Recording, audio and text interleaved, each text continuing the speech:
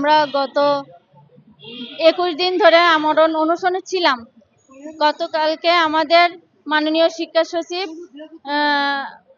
Rehana madam আমাদেরকে আশ্বাস দিয়েছেন যে আপনারা অনশনটা ভাঙেন, এবং তিনি আরো আশ্বস্ত করেছেন যে আপনারা অনশন ভাঙেন।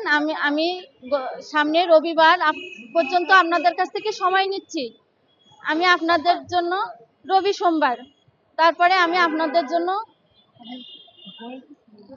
কিছু না করলে আপনারা আবার পুনরায় অনশনে অবস্থান করবেন। সেখান থেকে আমরা আশ্বস্ত হয়ে আমরা পুনরায় আমরণ অনশন ভঙ্গ করার পরে আমরা অবস্থান কর্মসূচিতে এখনো অবস্থান করছি। আমরা এখানে আমরা রাস্তায় পড়ে আছি। গত কয়েকদিন ধরে এই আন্দোলন চালিয়ে যাচ্ছি। আমার বাসায় একটা এতিম বাচ্চা রেখে আমি এখানে অবস্থান করছি। এই চাকরিটা আমার জন্য খুবই প্রয়োজন। আমরা সবাই মেধাবী, এখানে যারা সবাই আছি, আমি একজন মেধাবী ছাত্রী। আমাদের সাথে যে বৈষম্য হয়েছে এটা আমরা মেনে নিতে পারিনি। আমরা রাস্তায় অনেক দিন যাবৎ কষ্ট করছি। আমাদের মাননীয় শিক্ষা সচিব একজন মহিলা মানুষ, তিনি বোঝেন একটা মেয়ের কষ্ট কি জিনিস।